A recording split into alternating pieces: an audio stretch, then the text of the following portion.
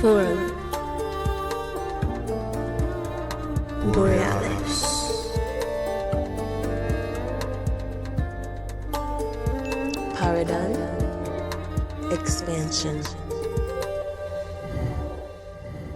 Greetings from the north and welcome to Forum Borealis and another program in the series where we bring a critical light to the shadows of academia.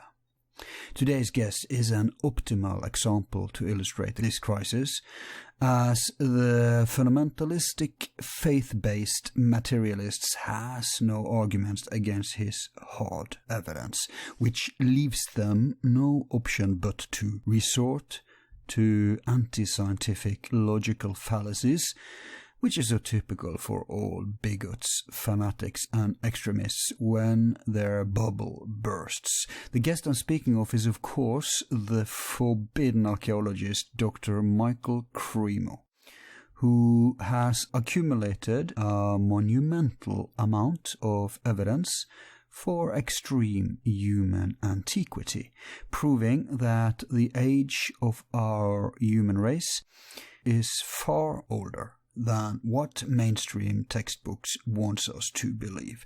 His earth-shattering discoveries has crushed the very foundation of the mainstream version of evolutionary theory, so no wonder he's been deemed a dangerous man and met with such arguments as, "I haven't read your book because I know it's full of errors, hoaxes and illusions." Indeed, he can share with us many experiences, insights and events from his career that can clarify our understanding of the corruption and collapse in the soft sciences of especially archaeology and anthropology. His findings are tremendously important in order to uncover the lost ages of human civilization. Cremo is a research associate in history of archaeology, an honorary doctor, a columnist, best-selling author, and member of several worldwide academic congresses, associations, and societies where he's published and got peer-reviewed many papers on the extreme human antiquity. Fluently in multiple languages, he has meticulously researched and collected, censored and suppressed discoveries all over the world from the beginning of anthropology until today, cross-disciplinary and cultural boundaries, and travelled all over the globe for his research and lecturing at both mainstream and independent and alternative science gatherings. He has written several books on the topics and is featured in innumerable documentaries and media appearances, and is frequently interviewed in journals, TV, radio, podcast and film, with his typical sober and sincere presentations.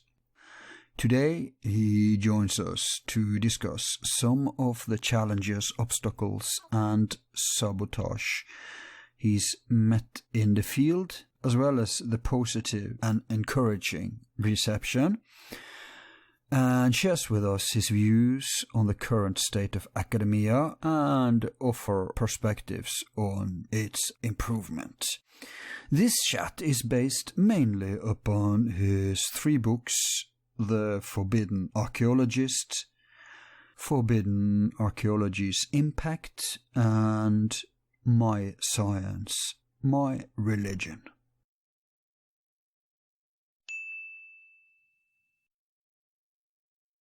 Welcome back to Forum Borealis, Michael. Hello, Al. Good to be back. Great to have you back.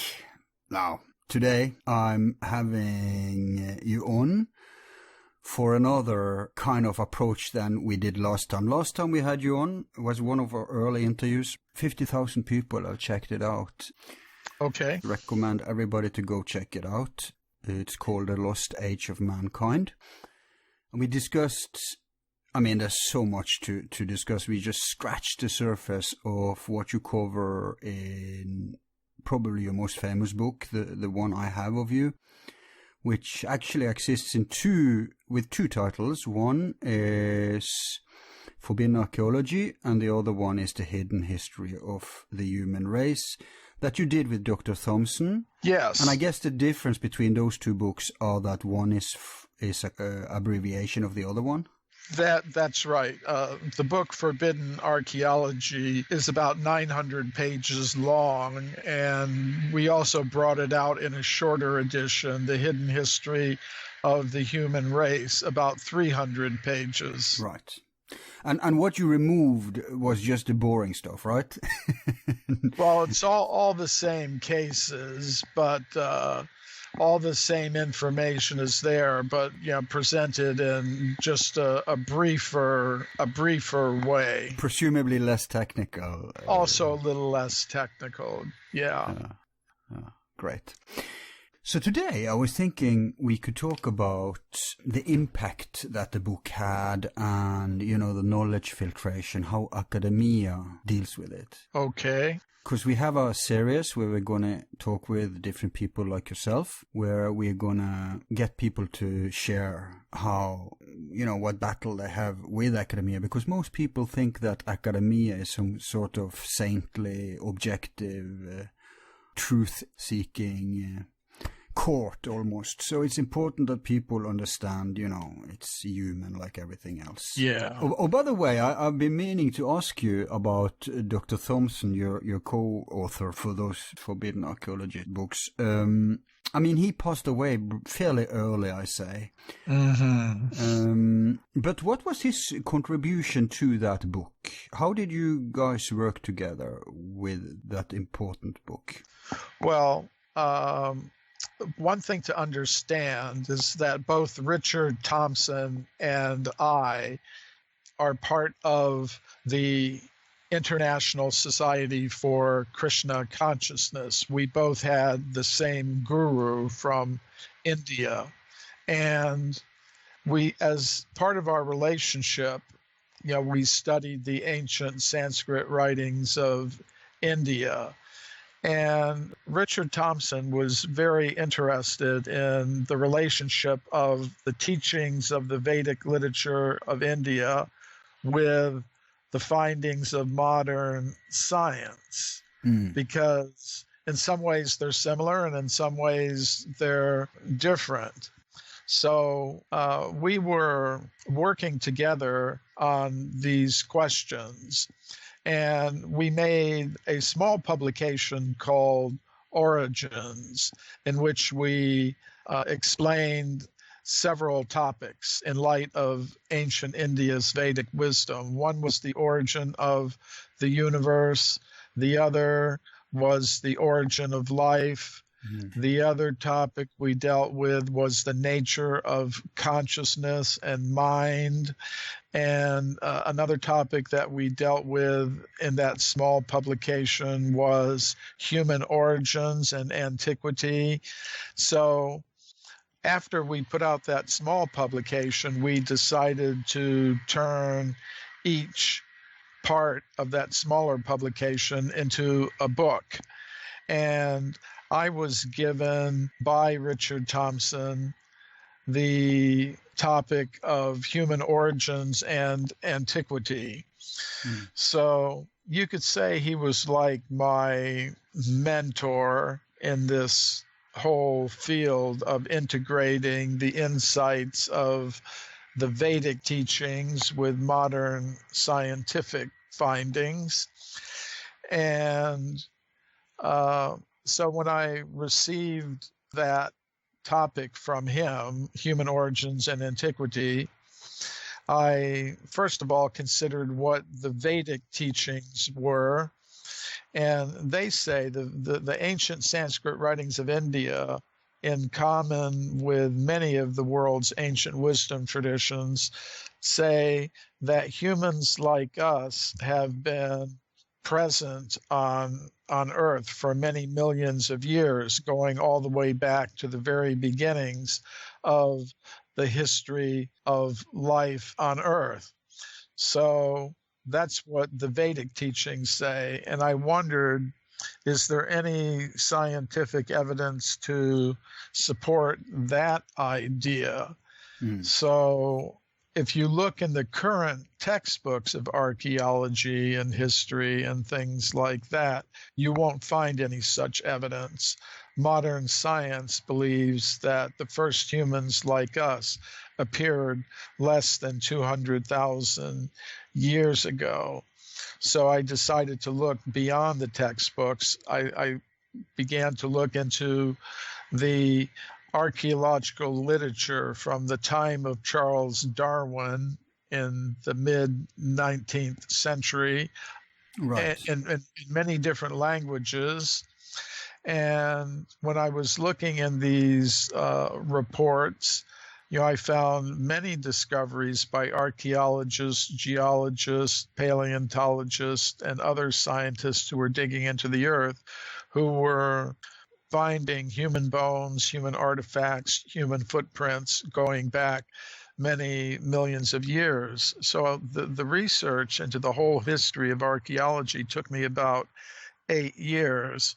And I consulted regularly with Dr. Thompson about this research that I was doing. And then I wrote a first draft of the book, Forbidden Archeology, and he reviewed it. And I made some revisions based on his input. And then the book was finally published in 1993. The research for it started in 1984, basically. So he once told me that my work on the book was like that of a graduate student writing a doctoral thesis with him as the thesis advisor. So, Right, but his education, wasn't that in physics or something? mathematics. Mathematics, right, right. He got a PhD in mathematics from Cornell University in the United States.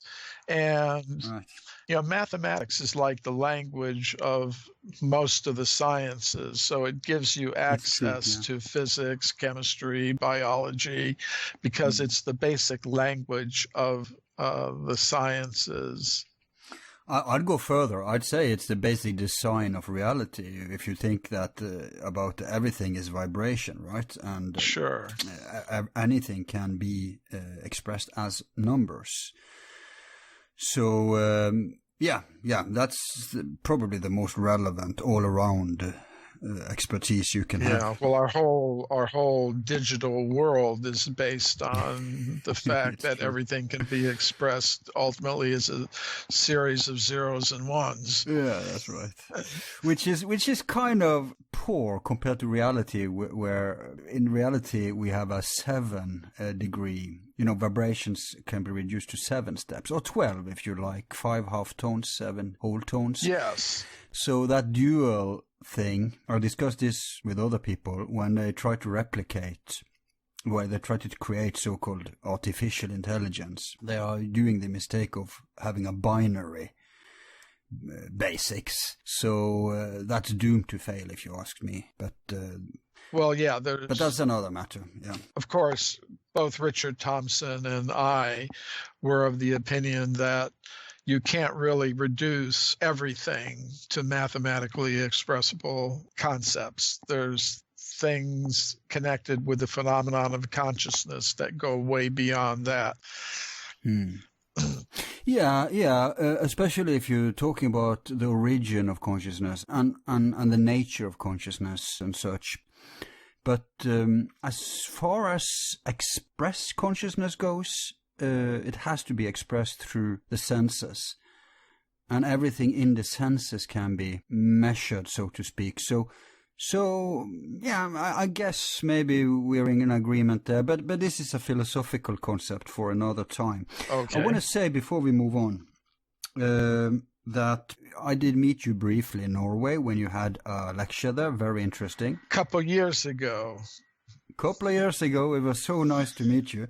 Because full disclosure, I tell you that not that I had big preconceived notions, but I expected you to be very academic. Okay. Because you sound pretty academic, I have to say, which is a good thing in this setting. But you told us about your journey, which you also did in a lecture. So you're in a spiritual group today, and you've been, you went through the hippie thing and all that. And I myself have had a lifetime of searching, and I met very many bright people. Wonderful. And one thing that I've noticed as a pattern is that if someone that I perceive to be, somewhat enlightened or present or grounded, right, it's very hard to put your finger on what it is that you can tell. It's more a feeling, it's more the feeling of a presence. And I have to say, Michael, you had a very powerful presence. That's how I perceived it, and it wasn't placebo, because I didn't expect it. But for all your listeners out there, if you ever meet Michael, you'll be aware that he has a very sharp eyes and a very pleasant and powerful aura. So I don't know if you are even aware of this, Michael. But that's how you come through. Well, I'm aware that I have different effects on different classes of people. I am. Right. But I did enjoy my one and only visit to Norway. It was a good time of year. Yeah. Beautiful place, huh? Yeah. What was that? The name of that village where I gave the talk? I forget the name. It's on the Helsing Fjord, I think. I forgot too, but it's not far from Bergen, an hour or two. Yeah, Bergen is where I flew into, and a couple hours by car from Bergen to that village where we had the festival and the talk and all of that. It was a good time of year. I think it was the summertime. So yeah, did you get to see any nature while you were there? Yeah, we did go on some expeditions. Great. So I mentioned, the book Forbidden Archeology. Now, when I had you on the last time, and we were trying to plug that event, but it was so close to the event that I don't think we reached many people. But anyway, when I had you on, you told me that you were working on a follow-up to Forbidden Archeology.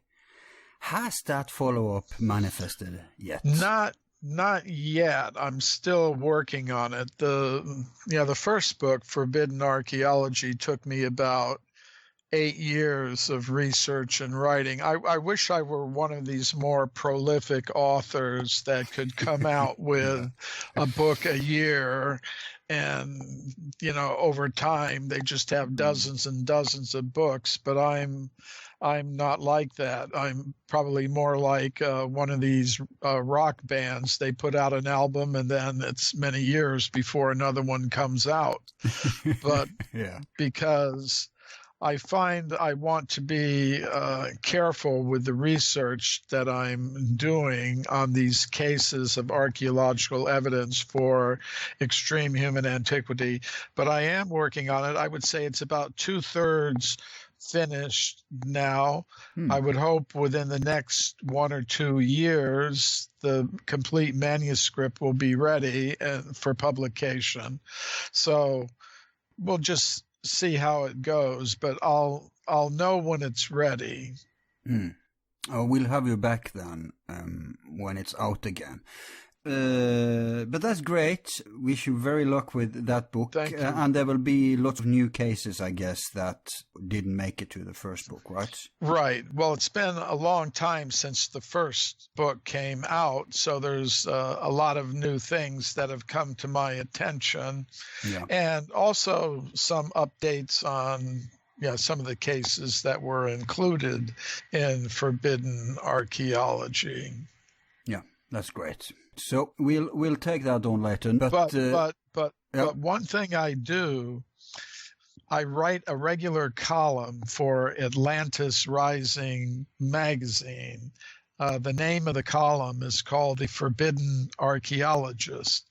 So in that way, sometimes material that I'm researching for the book, sometimes I will put out in those columns as a kind of a test, you could say. Mm. And you even have many of those columns collected together in a book.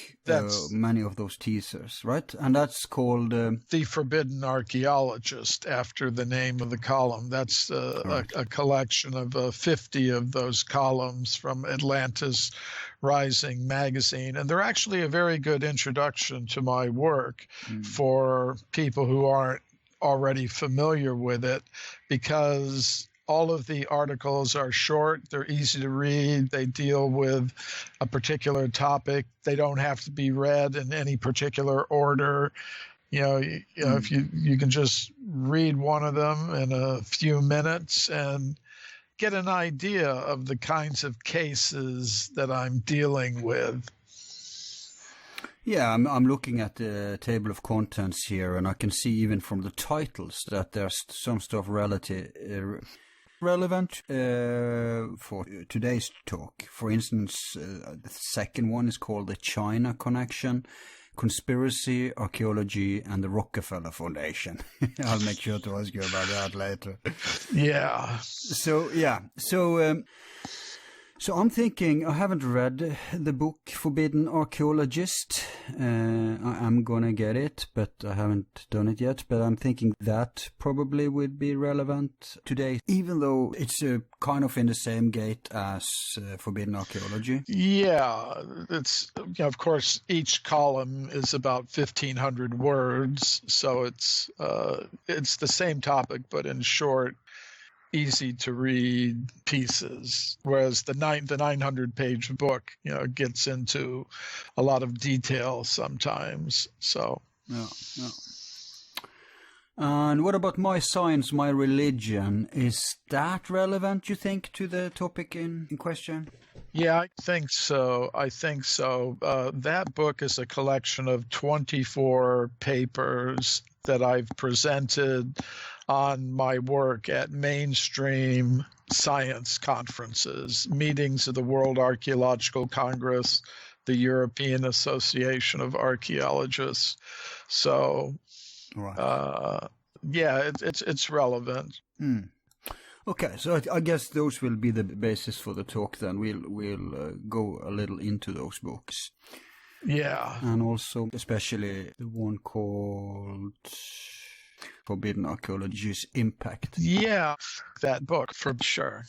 So right. Now today, I alluded in the beginning that this is for a different series. We have a series called, I think we called it The Crisis of Academia. And it's not an attack on science. It's rather a defense, actually, of true science. Defense against those who try to hijack it either deliberately or inadvertently with their biases.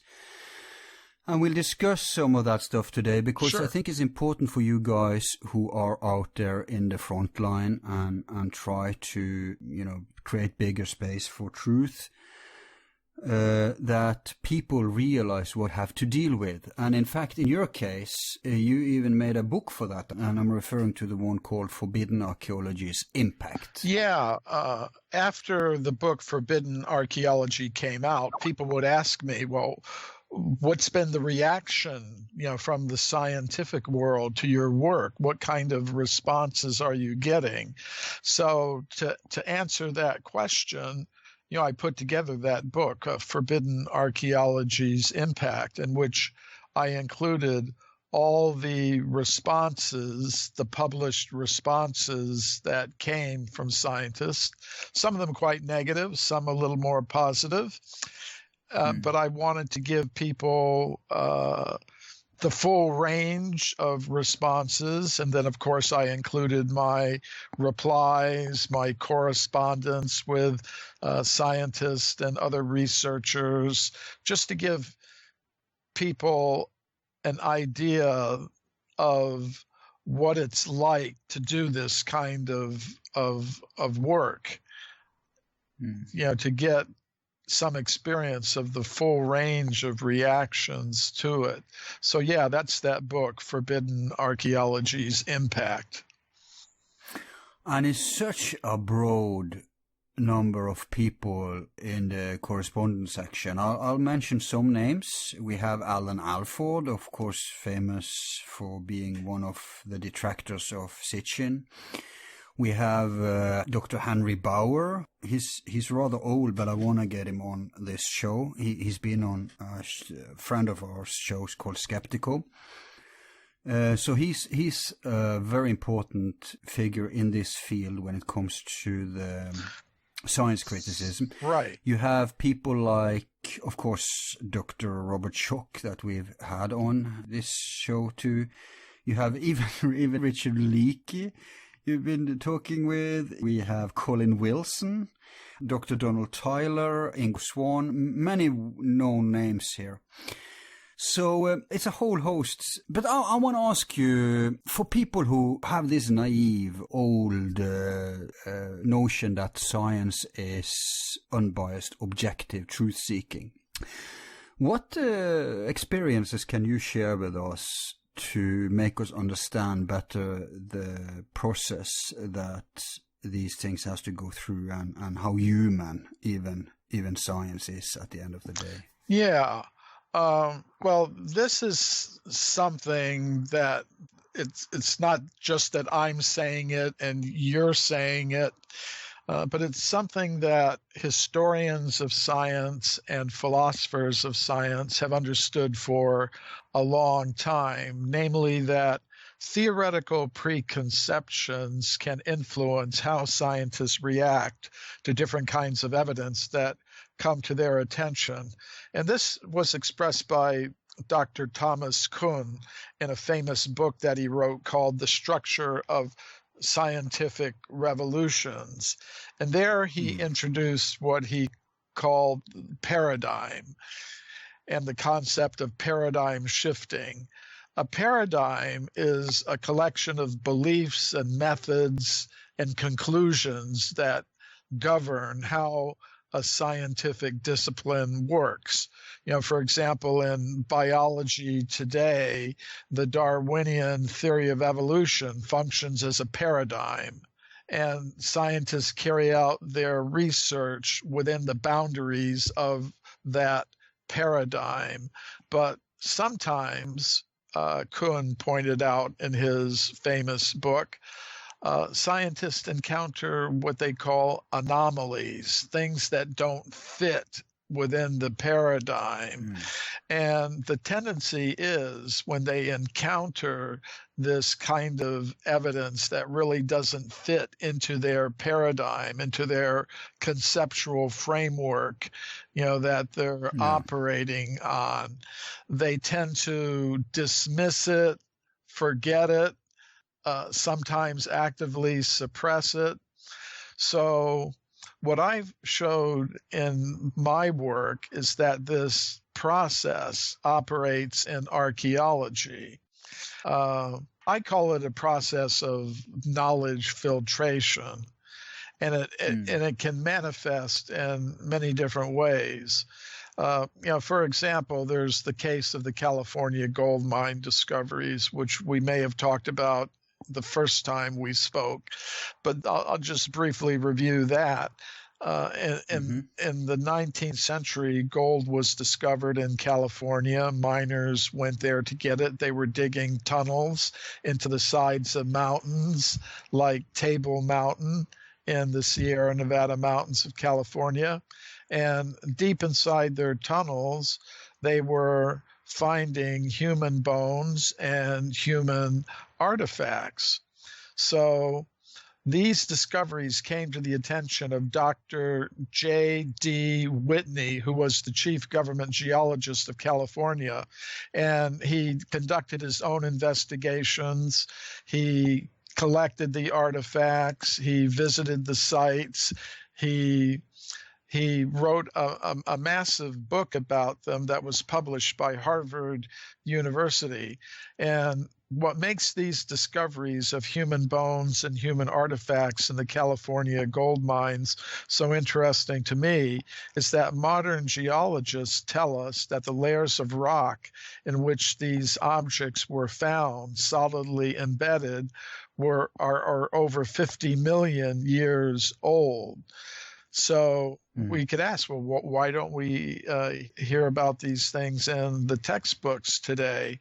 And that's because of what I call a process of knowledge filtration that operates in the world of science. There was a contemporary of Dr. Whitney, an anthropologist named William Holmes, who worked at the Smithsonian Institution in Washington, D.C., and he said, if Dr. Whitney had understood the theory of human evolution, he wouldn't have come to those conclusions despite the imposing array of facts with which he was confronted. In other words, if the facts did not support the theory, the facts had to be suppressed, and they were. I mean, you could say, many people have the idea, well, yeah, if some new facts come in, then you modify the theory, but it doesn't always work like that. They don't even get in. They don't even have a process to get them in anymore. Right. It's amazing. And sometimes, I have my own personal experiences with this knowledge filtration process. I get invitations to speak at universities all over the world. And, that's a good thing. But sometimes there's resistance. I remember once a few years ago, I was invited to speak at the University of Aarhus in Denmark. Oh, yeah. And I gave 2 lectures there, but many of the faculty members, the professors at the university, were very upset that I had been invited to speak there. And so they protested. They would have liked to have gotten those lectures canceled. Wow. Of course, they weren't able to do that. But hang on. Did they think you were a creationist or something? I mean, where did all these strong feelings come from? Because I doubt they knew your work, they read your books or anything. So what was the bias, rumor thing that activated them? Well, of course, if you Google my name, a lot of things will come up. If you Google Michael Cremo, if you search the web for Michael Cremo, you're going to get a lot of information. Yeah, but I don't think they Google everyone who comes there. There has to be had some kind of slander, some kind of rumor, like this creationist is going to speak or something like that. Maybe like that. I think the idea was that I was presenting information. There was a newspaper article that came out, a big headline in the Danish newspaper in Aarhus, the biggest newspaper in Aarhus. And the headline was, I'm translating, is this man dangerous? I forget how to say it in Danish, but this man farlig. Denne man farlig? Farlig. That's how they would say it. Yeah. And, they had interviewed some archaeologists at the university, and they were very upset. But it was actually quite a positive article. It's like you were saying, I'm a human being. Sometimes, if you just hear me speak in an academic context, you might have one picture of who I am and what I'm like. But, the reporters actually came to the place in Aarhus where I was staying with some friends, and they interviewed me, and we had a good time, and they presented things very fairly in the newspaper. But I would say they object to me for 2 reasons. First of all, because I'm contradicting the dominant paradigm of human evolution. I'm contradicting the current dominant understanding of human origins and antiquity. So that's one reason I'm known for that. Yeah. And the second reason is I'm doing it from a spiritual perspective. In other words, Yeah. I'm very open that my work is inspired by my studies in the ancient Sanskrit writings of India. Now, if I go to a university or I go to a scientific conference, I don't expect anyone to accept a statement from the Vedic literature as evidence. But what I can do is say, if what the Vedic literature tells us about human origins and antiquity is true, then we should expect to find reports of scientists discovering human bones, human artifacts, and human footprints far older than the current paradigm in archaeology allows. And I can show that indeed there are such reports of discoveries like that, many of them, and I think it's significant. But so that's one reason why they object, because I'm contradicting what they are writing in their textbooks and what they are teaching their students at the university. The second reason they object is I said, because I'm doing it from a spiritual perspective, and they don't like that at all. So I think for those two reasons. Yeah, that's the materialist bias. I mean, there is this political thinker in America called Ron Paul. He has a quote that truth is treason in the empire of lies, and when you have a dictatorship, truth becomes treasonous. And that applies not only in politics, it does indeed apply in academia, and for some reason, in particular when it comes to anthropology and archaeology, and especially Egyptology. Yeah, those disciplines have, it's like they have taken an LSD trip and they've fared along on their own little route far away from science. Give me hard science any time of the day. We can discuss the problems there too. But these people have hijacked these soft sciences, which doesn't rely on hard facts, which means that they are, in my opinion, they are sensitive to being hijacked by ideologies, by certain paradigms, precisely because they don't have to touch base with what can be measured objectively. Yeah. And so when these people who control the Egyptology, anthropology, archaeology disciplines, when they have taken a detour away from reality, then the subject itself becomes so incredibly corrupt and degenerated. And if someone like you comes along pointing to the anomalies, that is treason. You are dangerous. They are very right. You are dangerous to their snowflake paradigms. Yeah, there was actually an author in Britain, I think her name is Karen Smith. She put together a book called The Dangerous Man, and she interviewed different researchers in what we might call the alternative science field, including myself. I was very happy to be included in the book as one of her dangerous men. And who were the other? What company were you in?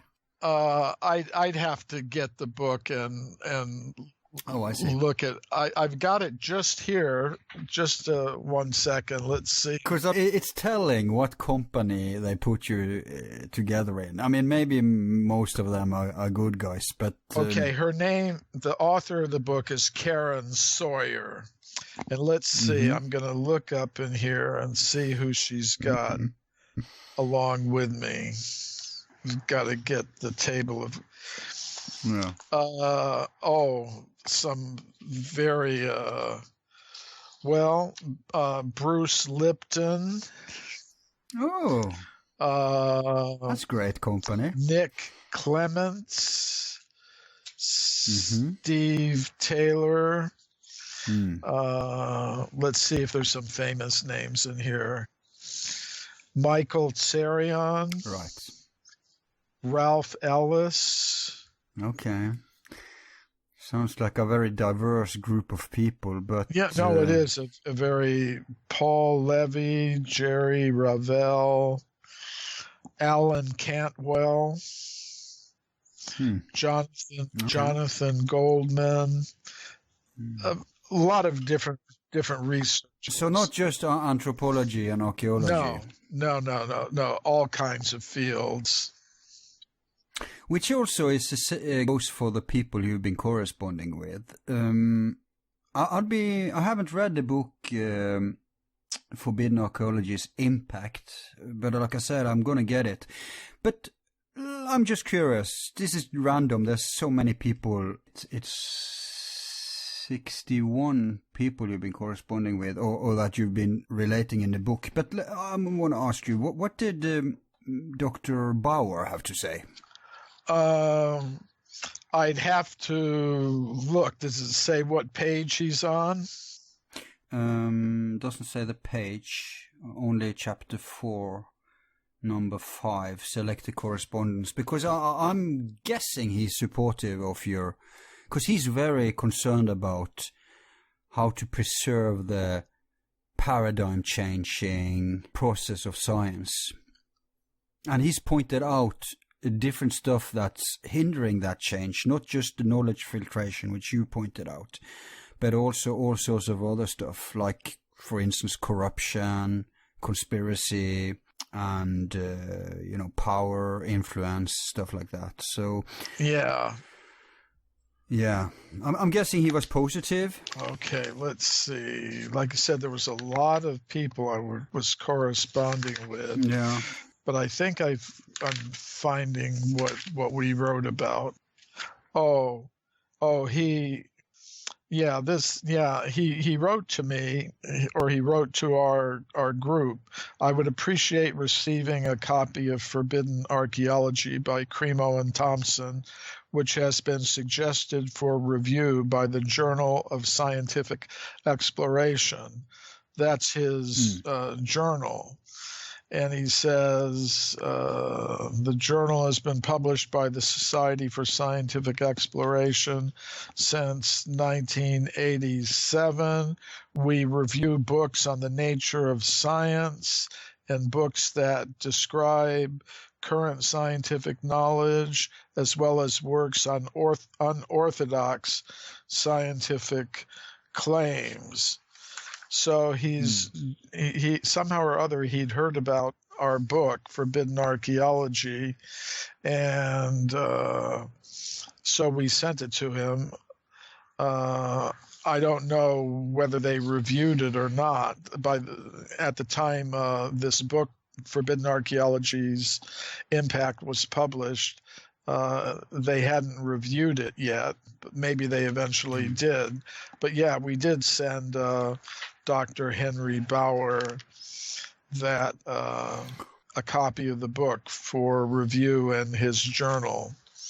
Tell you what, if I get him on, which we want to, I'm gonna ask him if he read that book. He will probably remember it, because it's it's a very special book. But is there any of these people you correspond with you can highlight for us that goes to illustrate the problem of academia?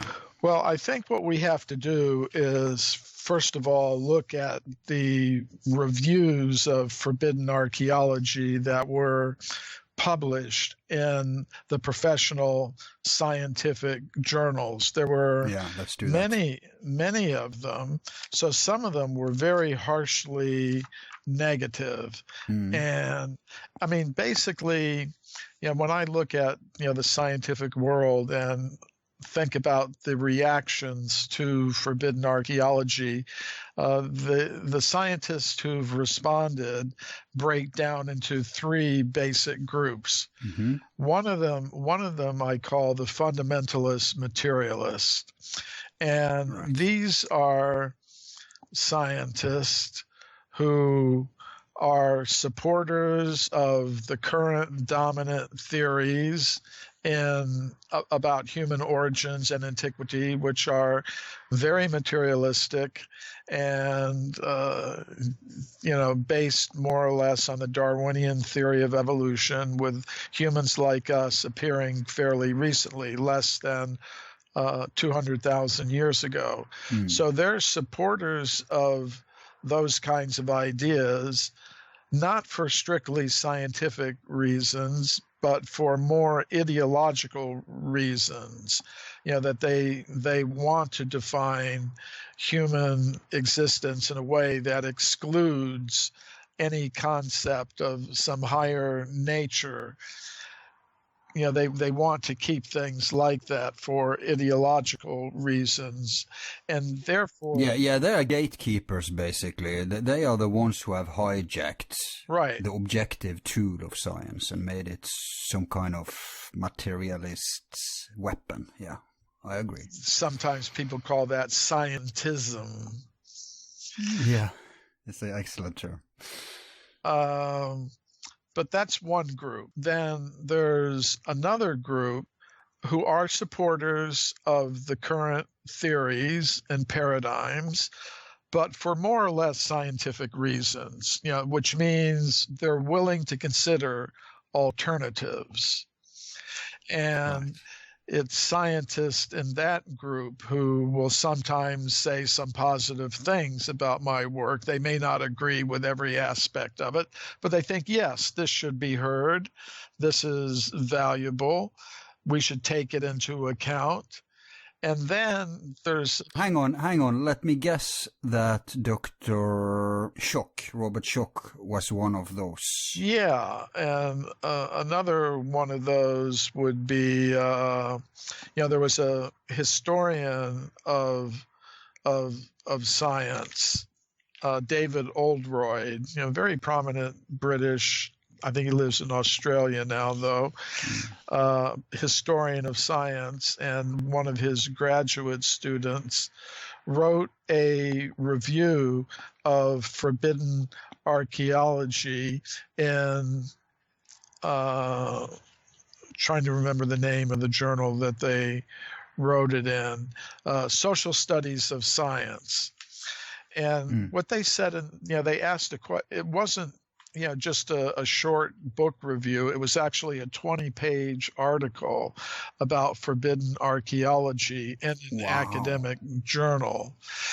And they asked a question. They said, does forbidden archaeology make any contribution to the discipline of paleoanthropology? That's the science of human origins and antiquity.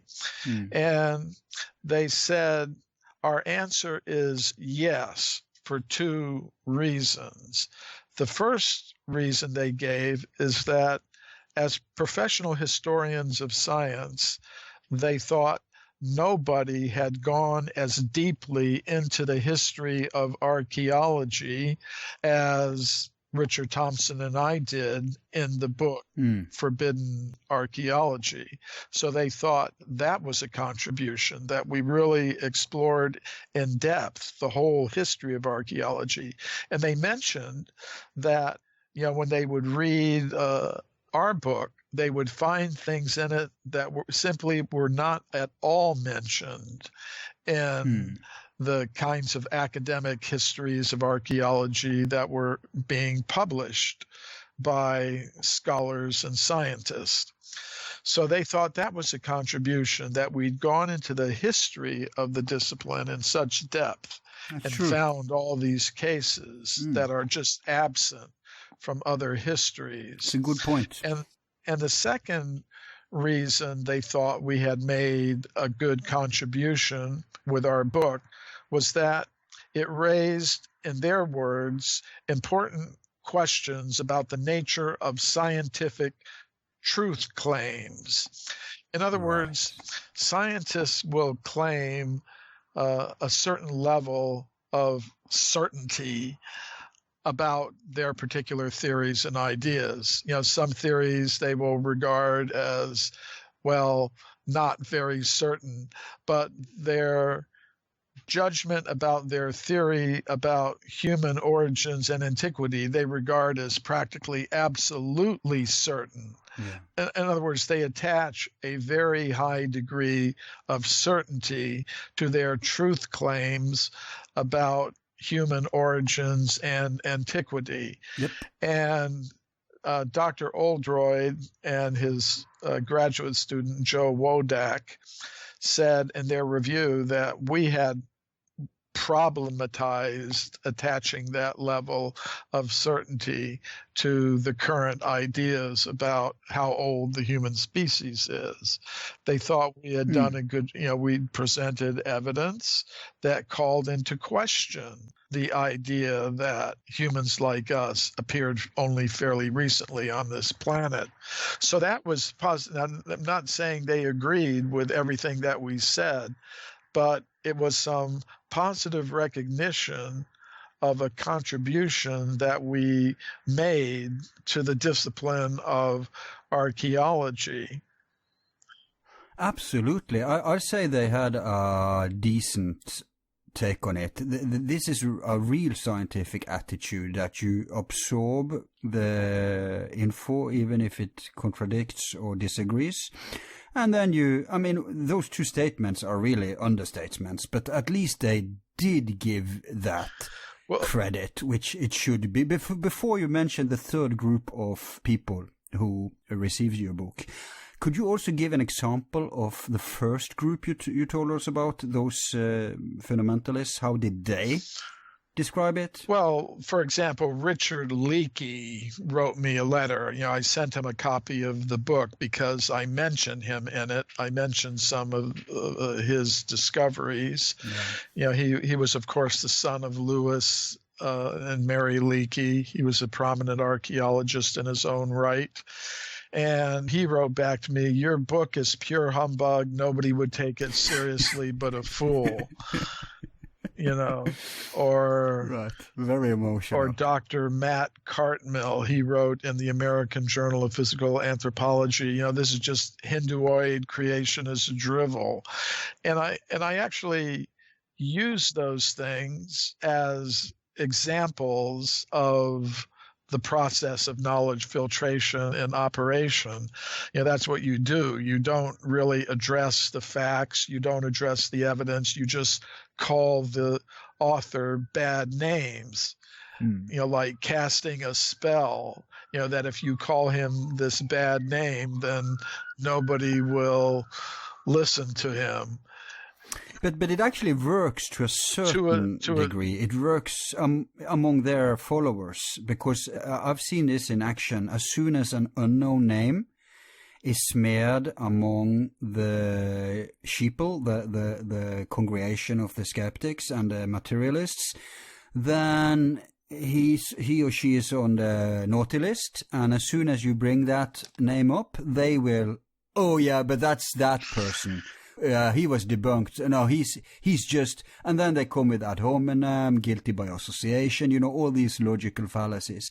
So it kind of works among their religious followers, because that's basically what they are. They are faith-based followers. But what it also does, one thing, we did with the book, The Hidden History of the Human Race, which is kind of like the popular edition of Forbidden Archeology, is we put on the cover of it these negative statements and also some of the positive statements, that were made by other scientists. And what it indicated to people is this is something that is causing controversy, and that attracts some people. They wonder, well, why is somebody getting so upset about what these authors are saying in their book? Why are they so upset? And why aren't they being more reasonable like some of the other scientists? Because we put both the positive and the negative statements. Right. So it's a brilliant ad tactic, that's for sure. Yeah. So actually, they're just helping to sell the book and make it more widely known. But as you say, I think in that the ones in that category, what they're trying basically to do is keep their base of support from defecting, holding the line. But I don't think that it ultimately will work, because there are just so many ways to communicate these days. People get their information from all kinds of sources, and it's becoming more and more difficult for them, I think. Oh, indeed. That's why we have this series, because it's now possible. People are awake enough, and people are seeking enough, and people have the means to get the information. So this is a small contribution in that, and your work and many others too. Now let's get to the third kind of people in the field. Okay, the first type of person is the fundamentalist materialist, who are just opposed to the kind of thing that I do for more ideological reasons than purely scientific reasons. The second group, they may be supporters of the current theories, but they're open-minded. They're not ideologically committed to them. They're willing to consider alternatives, and they will acknowledge positive aspects of my work. Right. Now, the third group is much smaller, and that's people who, in the scientific world, who actually agree with me. And oftentimes such people, they find themselves become victims of the system of which they're part. I mean, a classic case was the case of the geologist Virginia Steen McIntyre. She had gone down in the 1970s to an archaeological site in Mexico called Huayatlaco. And she and her colleagues had been called down there to date the site. Some archaeologists had found human artifacts in different layers of rock in their excavations there, and they wanted to know how old they were. So Virginia Steen McIntyre and her colleagues used several different scientific methods to date the site, and they came up with an age of 300,000 years. But that's 100,000 too much to be allowed anywhere in the world, but especially in North America, because the current dominant idea among archaeologists is there are no humans in North America until about 20 or maximum 30,000 years ago. So to kind of have this evidence being dated at 300,000 years was kind of too much for the archaeologists, so they refused to publish the age for the site given by their own team of geologists. So Virginia Steen McIntyre and her colleagues independently published the age for the site, but when she did that, her career was practically finished. She lost a teaching position that she held, and she was cut off from grant money, and all. Because she wasn't tenured, right? No. And she was naive. She believed in but these are facts, so this must be shared. Yeah, that she just thought she was doing her job as a geologist, a scientist. And she actually wrote a letter. She was writing to one of the editors of the journal that published her report. She said, I didn't realize how tightly woven into our scientific concepts the modern evolutionary theory of human origins really is. She said our work at Huayatlaco was rejected because it contradicted that theory, period. That's it, So she's an example of a scientist in that third category that actually kind of agrees with the kinds of things that I'm saying and has, in a sense, also become a victim of the knowledge filtering process themselves. Yeah, but isn't it a fact that if you are active in academia and you do go public with such a view, that you are done for? I mean, I think it's a reason that those who dare do something like that are either tenured or they are retired. It's the same with whistleblowers, basically. Yes, no, you're right about that. Yeah, there was another case of someone I knew, John Mack. This is a different field of research, but this process of knowledge filtration operates in a lot of different areas. You know, he was the head of the psychiatry department at Harvard University Medical School, and he became interested in accounts of UFOs and alien abductions and things like that, and he decided to look into it as a psychiatrist, because the common claim is that people reporting such things are psychologically disturbed. They have some mental illness. So he carefully studied a group of people who had reported such things, and he determined there's no psychosis or neurosis here. They're perfectly healthy from the mental point of view, and their reports should be taken seriously. When he published that, although he was a tenured professor at Harvard University, his colleagues convened an academic court to get his tenure removed. Wow. Now, he successfully fought that, and I actually met him in England. We were both speaking at a conference that was held in Glastonbury, England, and we had kind Lovely place. Agreed to stay in touch with each other, but shortly after that, he died in a pretty mysterious automobile accident in England. But it's and he was researching something very controversial at the time, has to do with implants on alleged abductees. As far as I've understood it, I think they even had samples. Okay. So yeah, the whole thing was like straight out of a mystery movie or something. Yeah. But yeah, so you're right. Yeah, but even if you have tenure, you can still be attacked. Yeah. It's harder. So even a tenure, amazing.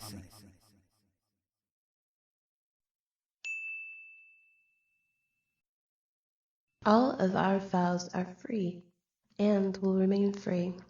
If you like the show, you can show support by donating $1 to help with expenses. Just use the PayPal link on our website, YouTube channel, or Facebook page. Thanks.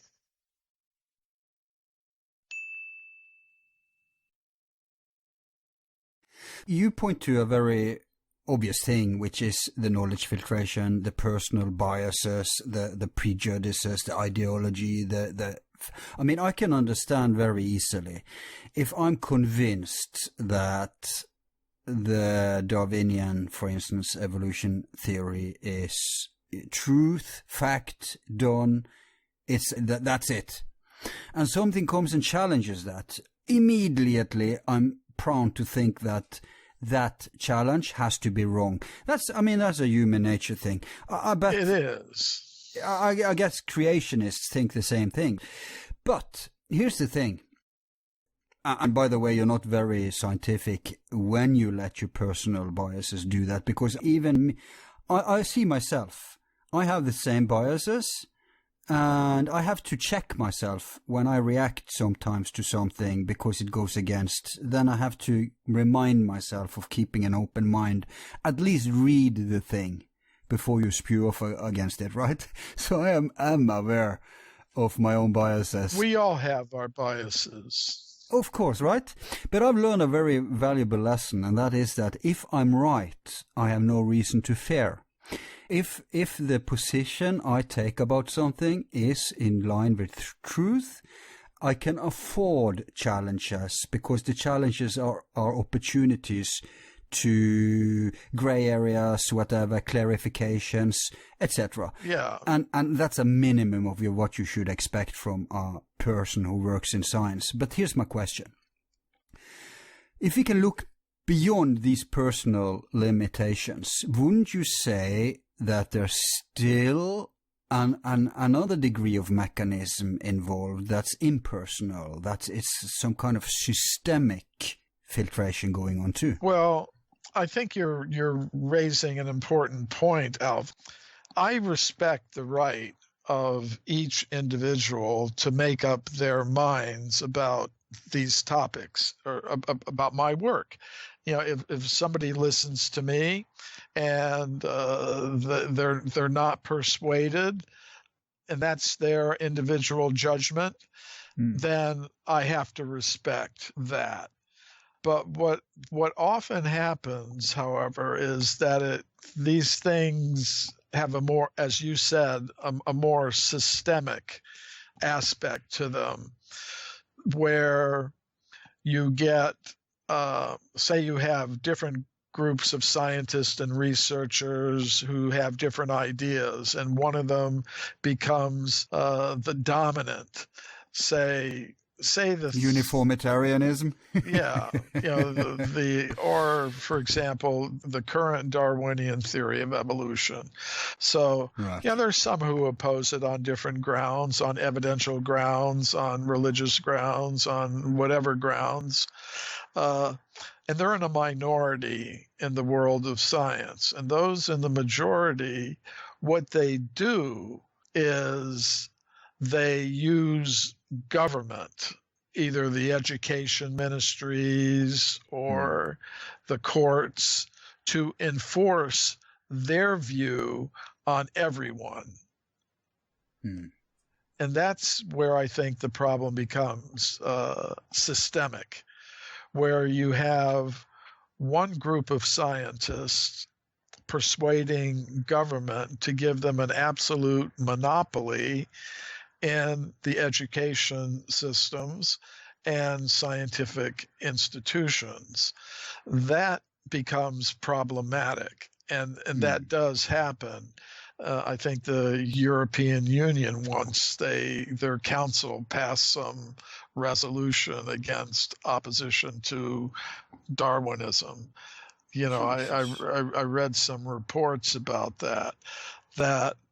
So that is where I think it becomes very problematic, where it becomes no longer a discussion among people discussing evidence and points of view and biases, but those who are in a position to do so making use of government to impose their views on everyone. In countries that call themselves free and democratic, that's usually not allowed. You know, to say, okay, we can only have one political party in this country and every other political party is outlawed, then nobody will want to become associated with any of those small parties. You know, but it may be that in a parliament there's a small party, a green party or whatever. It's not going to control the government, but some people will vote for it because they like its ideas. And who knows, maybe someday it will be part of the government or controlling the government even. But if you outlaw that small party, then nobody's going to want to be associated with it. Good point. And so normally in democratic countries, we don't do things like that. We tolerate small parties that may have ideas that aren't held by the mainstream. As long as they're following the basic rules of the society, they're tolerated. Or religions. You could say in a country like the United States, there's people, a variety of religions. You could say, okay, we're a majority Christian country. Therefore, in the education system, in the history books, the only religion that could be mentioned is Christianity. You know, you could pass a law like that. it wouldn't be tolerated in a country that considers itself to be democratic or free. But somehow in the world of science, even though there's diversity of opinion about questions, yes, maybe the majority of scientists do accept the current theories and paradigms. All right, so I would say give them most of the time in the schools, give them most of the textbook pages, but it should be acknowledged I believe, in countries that consider themselves to be free and democratic, that it should be mentioned in the textbooks and in the classroom that although the majority of scientists now believe this, there are others who take a different approach, and here's who they are, and then let the students make up their own minds. Right. Yeah, at least at the level where this is a subject. One thing is primary schools and stuff like that. Oh, that's something different.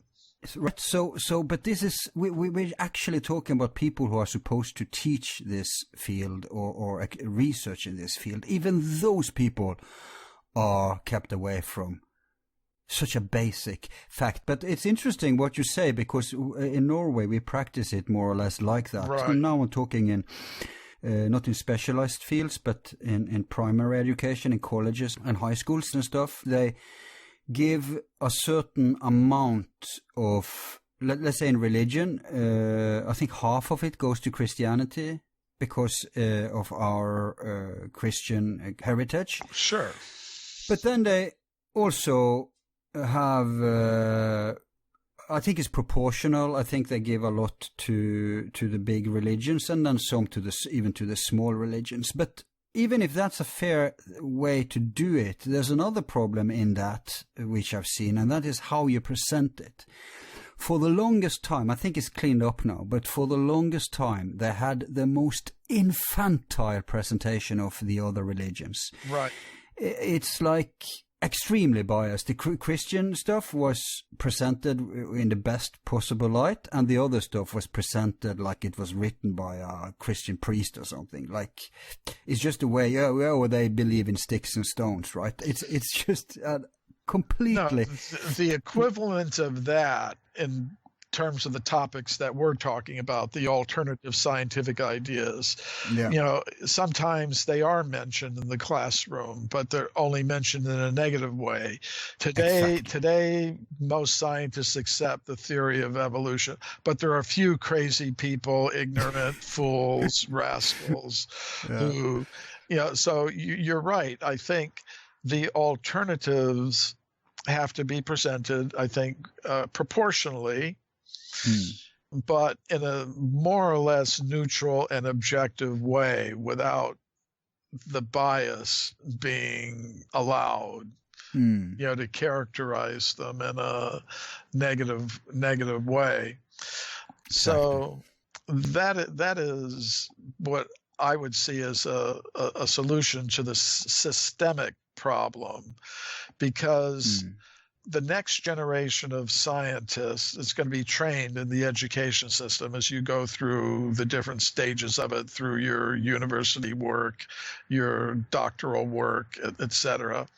But if you're getting trained in such a way that you're only exposed to that one point of view and you're taught to avoid everything else like the plague, then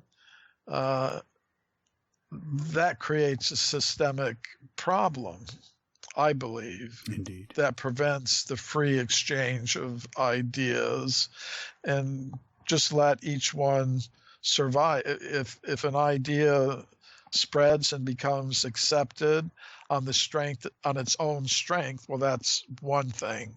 If it's imposed by government and other ideas are artificially excluded, that's another thing. Yeah, then it comes politicized. And that's, you mention it in relation to Darwinism, but we see it even more clear in the question of climate change. It's not even possible anymore to have an objective stance to the question of anthropogenic climate change. If as soon as you're not on board, fully on board with that, you're toast. And this is a direct result of politicizing the debate. When we leave to politicians who can't even solve basic problems like hunger and healthcare, when we leave complex, advanced matters to them, it's doomed to fail. Right. So I'm not in favor of the politicizing these things. Dr. Bauer, Henry Bauer, that you corresponded with, he suggests a science court of all things, which I was initially very skeptical to, but when I heard the arguments and explanations, I kind of thought it could have some merit, because if we look at reality today, we see that you talked about proportionality. Yeah, it's proportional in that the majority accepts the status quo. So that's why they can have the monopoly of what's being taught. But it's not proportional to the cases, to the facts. I mean, if they were going to give proportionality here, they should really relate it to the finds, the cases. Yeah. Then the anomalies would have a much better day. You know, there was a German philosopher of science and historian of science named Paul Feyerabend. Uh-huh. Have you ever heard of him? He wrote a book called Science in a Free Society. And he said, just like there should be separation between church and state, there should be separation between science and state. Yeah. In other words, and he thought there should be citizen review committees that would review things like this. That, you know, he thought it was not a good thing that a group of scientists that happens to be in the majority will convince the government to promote its views only in the education system and use the tax money from all of the people to impose on them ideas they may not be inclined to accept. So separation of science and state, in addition to separation of church and state, might be a good idea. Absolutely. That's actually a new concept for me, but it's so basic now that you say it. Man, things would be better if we had a separation, huh? Yeah. Paul Feyerabend, Science in a Free Society. It's a great book. Presumably he doesn't live anymore, or? No, he's no longer living. I would want to have him on the show. But moving on then, Michael, before we, time is flying here, but I have a lot of questions. But let's go over to a little more light area, maybe a little more fun to hear in a black humor way, because I bet you can share with us examples from your experience where you've been censored. Well, one time, my books are translated into many different languages. One of them is Russian. So I've been to Russia several times. I've spoken at universities all over the country, from Moscow to St. Petersburg to Vladivostok. Once some professors invited me to lecture at the University of Tyumen in Russia. It's in Siberia. It's a big town in Siberia. And I went to the university. A lecture had been scheduled because some professors had arranged it. But other professors in the university found out about the lecture, and they protested to the rector, the president of the university, and convinced him to cancel the lecture. Wow. So the professors who invited me went to the local branch of the Russian Academy of Science, and they spoke to the director there, and he said, well, if they won't let him speak at the university, he can speak here. So they had buses bring students and professors from the university to the Russian Academy of Science building, and the lecture went on there.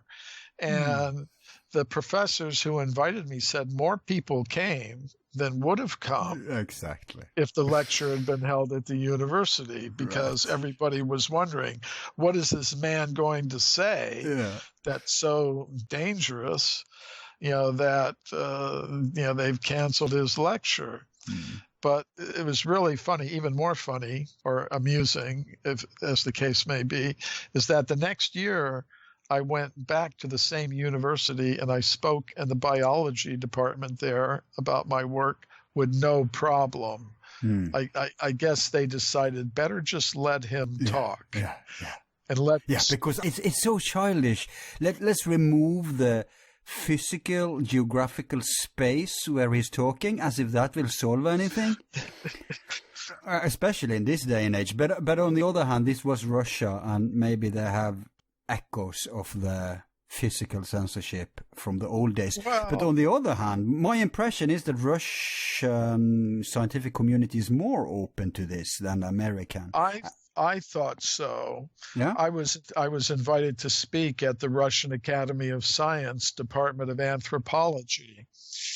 Now, not everybody there liked what I had to say, but they listened, which I think is an important first step, because if ideas are going to change, the very first thing is that people have to be willing to listen to a new idea.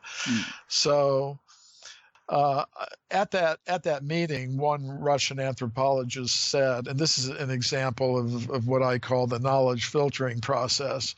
She said, "I haven't read your book, but I'm sure that everything in it is a hoax, a mistake, or an illusion, Right. I said, better you would read the book first. Presumably they think that you're the one who are out in the field finding all these anomalies. They're not realizing this is actually mainstream cases. Yes, from the scientific literature of the past and present. And that's the brilliance of it, because otherwise they could just try to dismiss the person or the find.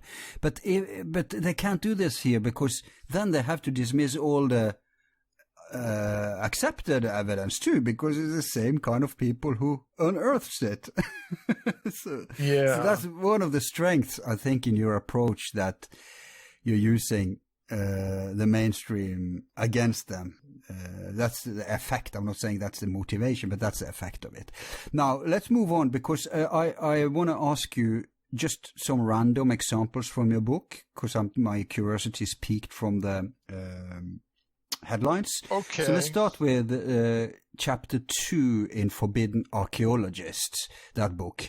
It's called The China Connections, Conspiracy, Archeology, and the Rockefeller Foundation. Now, I'm wondering what Rockefeller Foundation has to do with this, because one thing I know, they have a lot of responsibility for lots of bad stuff. So what have they done here? Well, early in the 20th century, there was a scientist named Davidson Black. He was originally from Canada, but he was interested in archaeology and anthropology. He had some ideas that the human species had first appeared in Asia. So he wanted to go there and do some research. Now, he was also a medical doctor. So the Rockefeller Foundation had started the Peking Union Medical College. So he got a post at the Peking Union Medical College, which had been started by the Rockefeller Foundation in China. Now, why did they do that? They wanted to transform Chinese society. Of course, the main Rockefeller fortune came from the oil industry. Yeah. He started a huge company called Standard Oil, which was operating in China, selling oil mostly for burning in the lamps. But it was a big market for them. But they wanted to transform Chinese traditional society. by introducing Western materialistic scientific concepts in the field of medicine and biology. And it was part of a whole plan they had to transform traditional Chinese society. Okay. So Dr. Davidson Black was working as a medical doctor at that institute, but in his spare time, he wanted to do archaeological research. So there's a place near Beijing, or Peking as it was called at that time, called the Zhoukoudian Hills. And he was conducting some excavations there. And the Rockefeller Foundation was funding those excavations. Now, you could ask, well, what interest does the Rockefeller Foundation have in conducting archaeological research? Davidson Black was looking for what's called a missing link, some creature intermediate between ancient apes and monkeys and modern humans. He wanted to find, in other words, he wanted to find proof of the Darwinian theory of evolution. So the Rockefeller Foundation was funding his research, and not only his research, they had a whole program for funding research in biology and psychology and physics and cosmology. And, the president, the head of this research program said, and what's the common thread of all of this research? He said the aim of it all is to basically understand human nature so that we can establish beneficial control.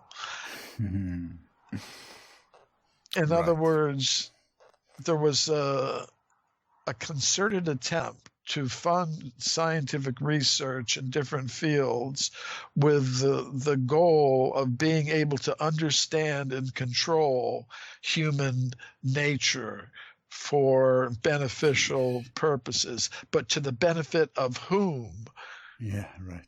For whose benefit? That's the question.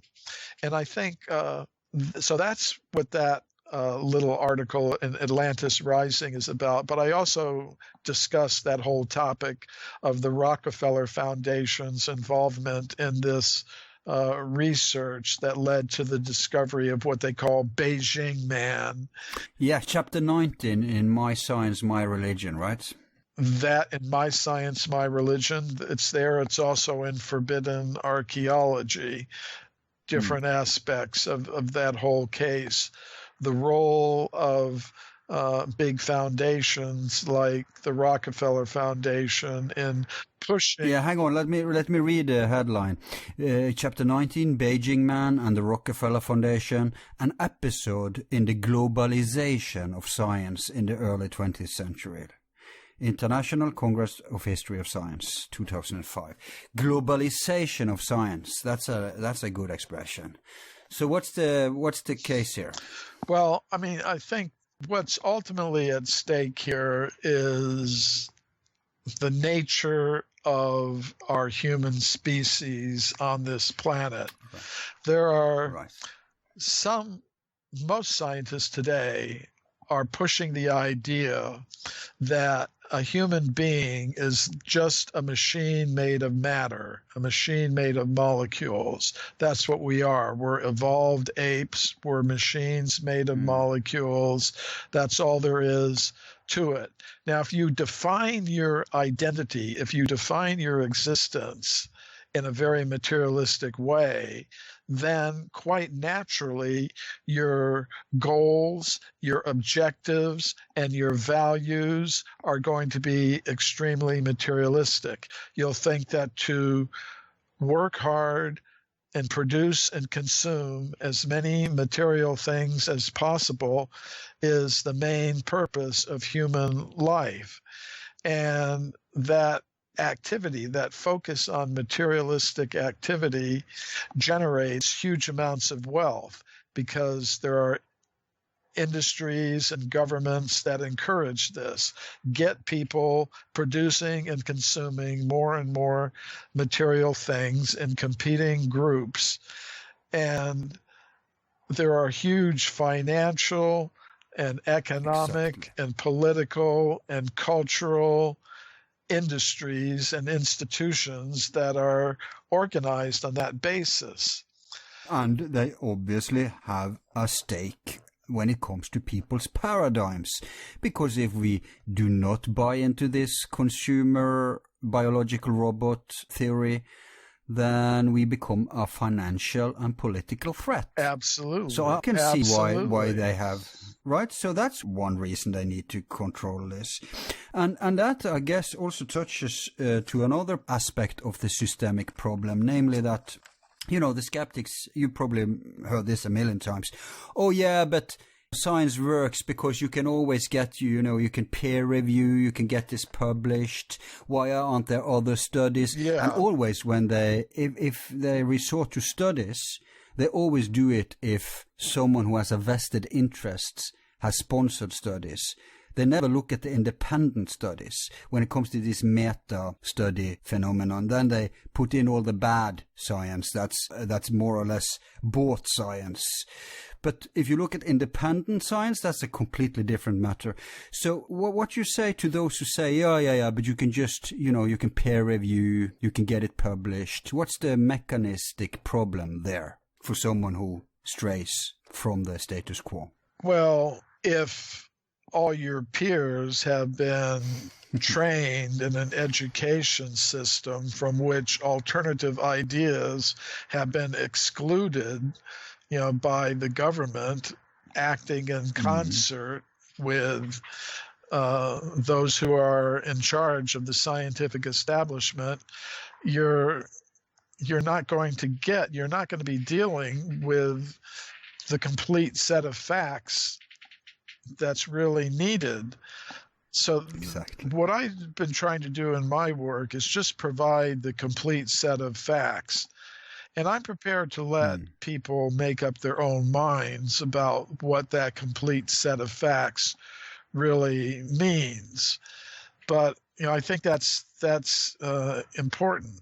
And people have done, I mean, peer review, so-called peer review, is a topic that even within the scientific world and academic world is up for discussion. There are a lot of flaws, studies have shown. Yeah. They've shown that you can even get bunk through because they don't even read it.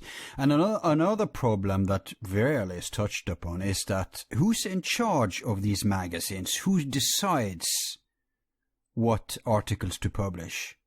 Because you could send your stuff to all of them, but it really boils down to who the gatekeepers is, doesn't it? Yes, and I'll say that in my work, I have been able to get some things published in That's amazing. Scientific journals. Yeah, because there are, I believe, as I was saying earlier, there are some open-minded scientists. Yeah, let's call them sincere, because I think that's the requisite of having an open mind. That's to be sincere. Right. Yeah, like once I presented at the European Association of Archeologists meeting a report on discoveries that were made in Portugal in the 19th century by a Portuguese geologist named Carlos Ribeiro.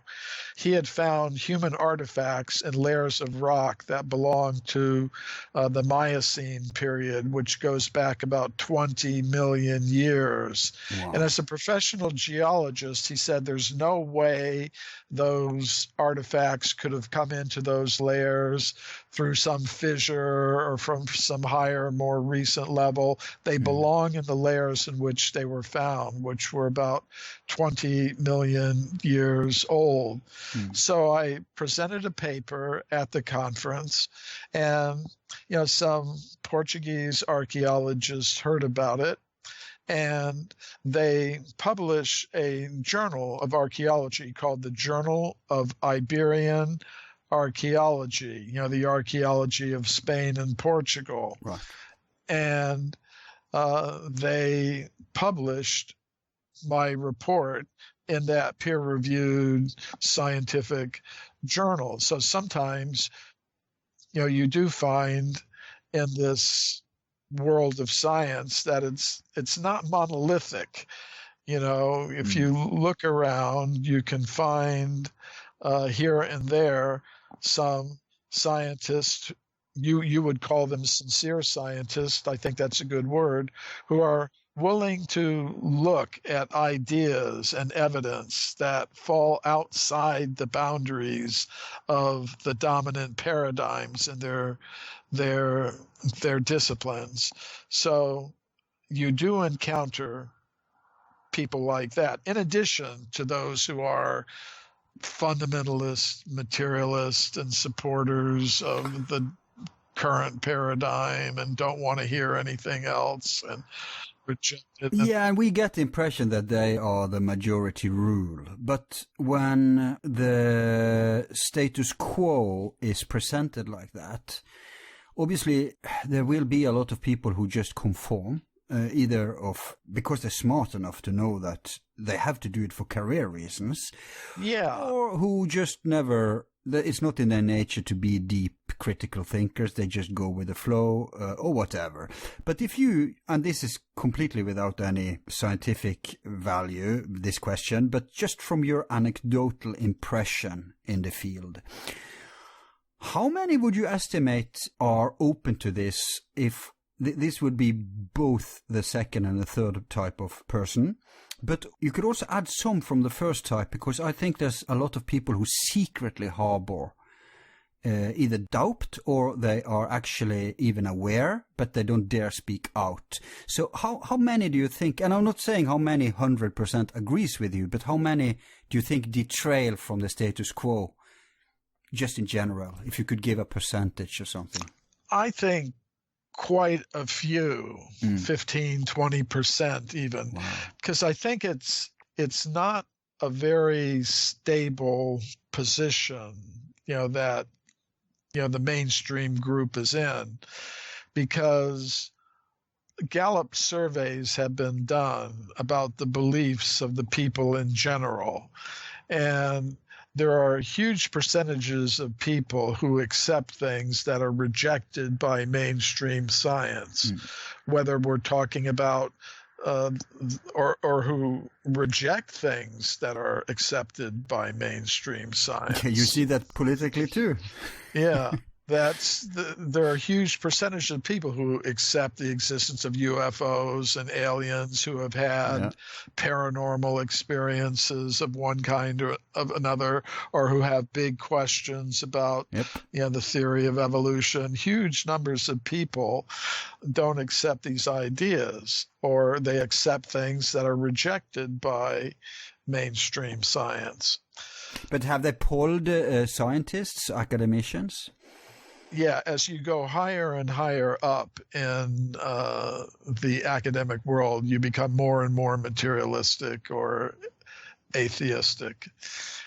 Not in every field. I see that in hard sciences it's opposite. If you're a top man in quantum physics or mathematics or whatever, then they tend to have a very intelligent paradigm like Taoism or Tantra or Pythagoras or whatever, you know what I mean? It's like... Well, it is changing. But I see that in the middle schools, in the middle education system, that's where you have their minions, their hordes of materialists.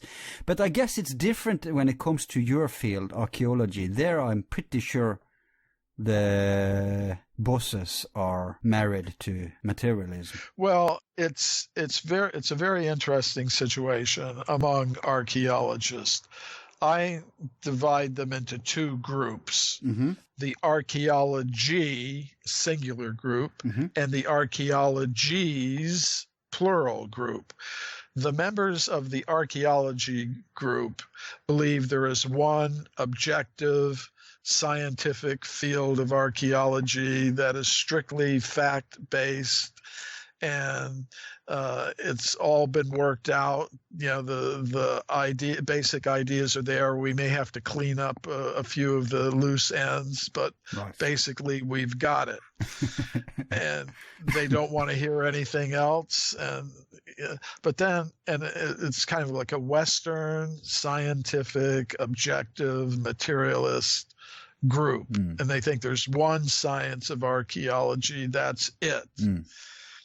There's another group which is very influential in the world of archaeology that I call the Archeologys group, and they understand that their discipline was used during the colonial period to suppress the worldviews of other people in different parts of the world, Asia, Africa, the Middle East, whatever, the Americas. So they understand, there can be different archaeologies. There could be an Australian Aboriginal archaeology. There can be a Pacific Islander archaeology, a North American Indian there could, in other words, archaeology could be carried out according to different metaphysical conceptions. Right. And they're actually quite an influential group in archaeology. There's one organization of archaeologists, the World Archaeological Congress, which is more or less in that camp. And you're a member there, right? Yes. And their professional journal is called Archeologys. So they're open to different perspectives on archaeology, and they're quite numerous as well. I'm not saying they all agree with or approve of what I'm doing, but they're open to it. They're willing to include it in the discourse of archaeology. That's the point. They're open to the data. Yeah, they're willing to consider things. So there's hope. So I guess it depends upon which field and which discipline we're in. Yeah. But I would say in archaeology and anthropology, there are substantial numbers of archaeologists and anthropologists who are open to some diversity of opinion, even about fundamental questions in their disciplines, and they're willing to make room within their disciplines for this variety of perspectives. Yeah, because we see now, of course, there's been some developments in that field when it comes to Darwin and Wallace. Okay. I don't know how updated you are, but you probably know that it's more or less proven now that Darwin cut some corners and engaged in some fraud, just like Sigmund Freud, actually. Both Freud and Darwin has been revealed to use, let's say, very poor scientific methods in some of their work. And Wallace has been really underestimated. You have any comment to this? Yes, Alfred Russel Wallace was an English naturalist, a scientist, a biologist, and he was a contemporary of Darwin's, a little bit younger. I mean, Darwin had gone out sailing around the world on the ship Beagle, and during that voyage around the world, he had gathered a lot of the evidence that later led him to develop his theory of evolution. But when he went back to England, he was writing a book, The Origin of Species, and he kept writing it and writing it. He never published it. I'm kind of sympathetic to Darwin in that regard, because I'm also kind of like that. I'm a little slow to come out with things. Right.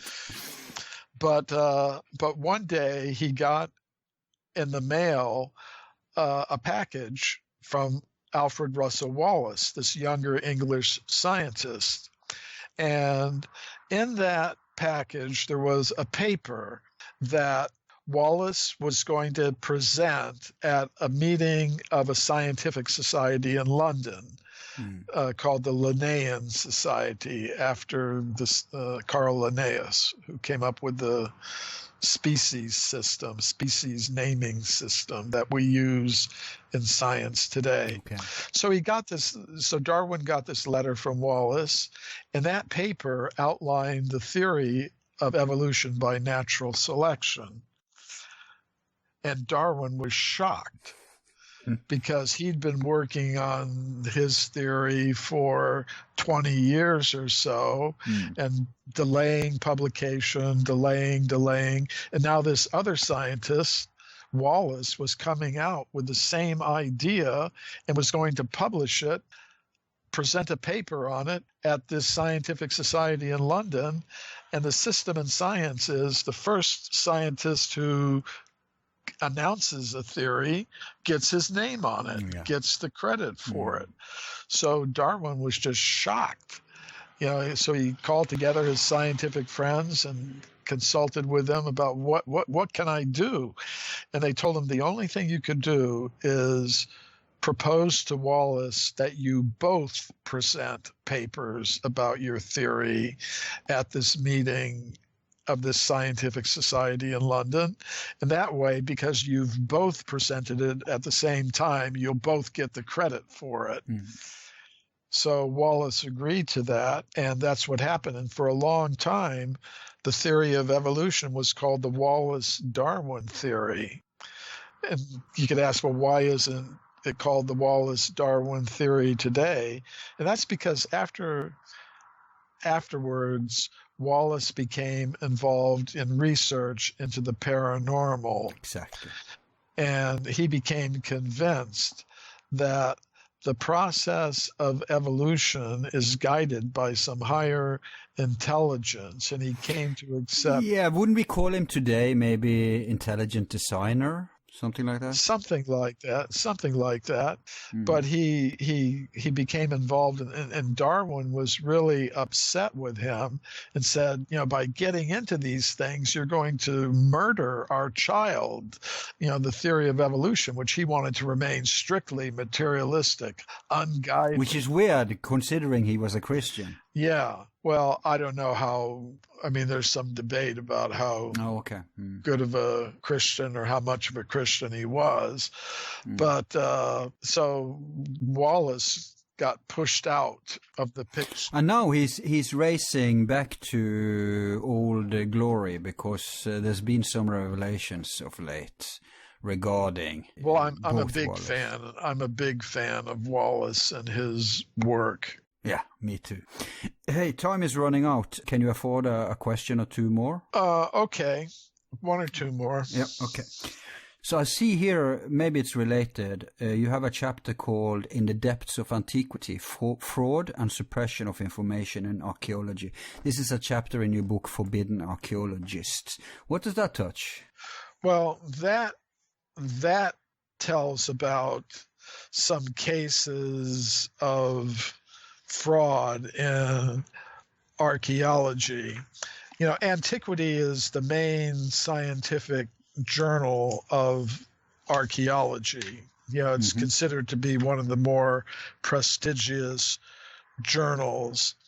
So, I've met the editors. I've actually had a paper published in Antiquity one time, but the editor at the time I wrote this article was Simon Stoddard, and he had an assistant named Caroline Malone. And, they were writing an editorial for Antiquity. It was published in Antiquity, and they were talking about something that's happened in the Middle East, namely that different terrorist groups had been blowing up archaeological monuments. And, they thought that was not very good, that evidence would be destroyed like that. And they were these Buddha statues, right? Yeah, the Buddha statues. But they commented at the end of their editorial that there's another kind of archaeological destruction that goes on among the archaeologists themselves. Namely, they'll find stuff, they'll put it in a museum, and then they just won't publish anything about it. Exactly. So that in the storerooms of museums, there's just all this stuff sitting there that may be relevant, but we just never hear about it because they dig it up, they put it away, and then they never say anything about it. So that's a kind of destruction or fraud that goes on in archaeology. But there are cases of archaeologists actually manufacturing evidence. And they reported on the editors of Antiquity commented about the case of a Japanese archaeologist. His name was Dr. Fujimura, and he had actually been caught planting artifacts in his own excavation so that he could say, "Oh, look what I found here." Yeah. Proof, so he planted artifacts in a site which he was advertising as the oldest site in Japan. So he had actually engaged in deliberate fraud, as a professional archaeologist. To make it older or younger? He was trying to say these things were the oldest site in Japan. So he was working for the status quo? Oh yeah, he was, but he was working within the status quo, but he was. Yeah, but hang on. My point is, when people imagine fraud in science, they imagine there's someone who wants to prove the anomaly. But I'm guessing your point is, because I know this goes on, have gone on, that mainstream proponents go to the length of fabricating evidence in order to, like create a fake missing link or something. You know what I mean? Yeah. So was he a proponent for the mainstream or for the anomaly? No, he was a mainstream archaeologist working within the dominant paradigm, just trying to make a name for himself within that system. So, the point would be, like you were mentioning a little bit earlier, one reaction to the anomalies is to say, oh, it's a hoax or a fraud, or without any proof. That's one way to dismiss something. I remember once, I was actually in Copenhagen. I was giving a lecture about forbidden archaeology, and an archaeology professor from the University of Copenhagen came and was listening. And after the talk, he said, I had given many examples of cases of discoveries of human bones, human artifacts, many millions of years old, found in excavations by professional scientists. And his reaction was to just start listing all kinds of possibilities, how the evidence could be wrong. It could have been a mistake. It could have slipped down. The artifact could have slipped down from some higher, more recent level. There could have been earth movements. And I said to him, it's possible you could be a holographic projection from Mars programmed to say these things. My point to him was, if you're going to proceed in a scientific way, you can't just start raising all kinds of possible ways in which the discovery could be dismissed. Exactly. You actually have to show, if you want to say the object slipped down through a fissure, well, then you would have to show at that particular location there was a fissure going from the top level down to the bottom level, and you'd have to show that on that top level there were artifacts of the kind that were found in the lower level. That's how you would proceed scientifically. You can't just, that's a kind of scientific fraud and cheating right there. Right. To put out undocumented, unproved accusations or suspicions of fraud in order to reject, evidence that you don't like. Because if you're going to proceed in that way, you could say the same thing about the evidence that supports your theory. No, but they have no choice because they are desperate. The data doesn't support their worldview. So the scientist goes out the window and they become like anyone else when they're hard-pressed for answers, grasping at speculation, at hypotheses, trying desperate. In a way, I think it's a good sign because A, the guy listened. Obviously, he listened to you. B, you had an impact. He wouldn't be desperately trying to convince himself like this if you didn't make a crack in his paradigm there and then. Well, that's what I'm hoping to do. Make some cracks in the paradigm. You know what Leonard Cohen said, right? There's a crack in everything. That's how the light gets in. Nice. Hey, before we part, I have another question. And I want to comment too quickly. What you said there about how they, stuff away things that are going against the mainstream, that's such a huge problem because it becomes what you would call, I guess, a reciprocal effect. Because if it happens just once, that's what they think, right? Oh, look at this. This has no place anywhere. We can't explain it. Put it away.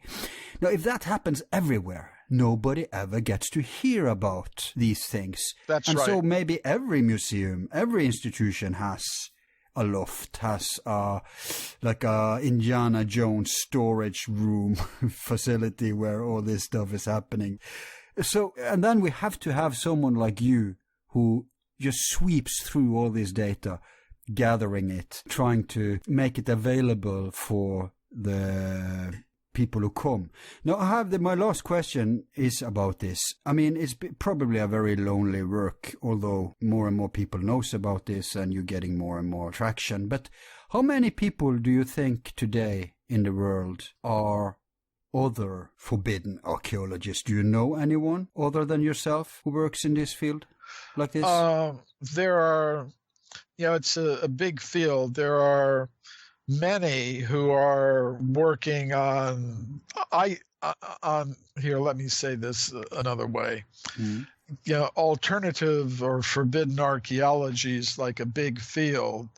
I tend to deal with the deep antiquity of the human species, with evidence showing a human presence going back tens of millions or even hundreds of millions of years. That's kind of the main focus of my work. There are researchers who deal with the more recent end of the spectrum. The dominant theory today about, say, the origin of civilization is that it began about 10,000 years ago in what they call the Neolithic Revolution, where the hunters and gatherers first started living in small villages and developing social organization and architecture and things like that.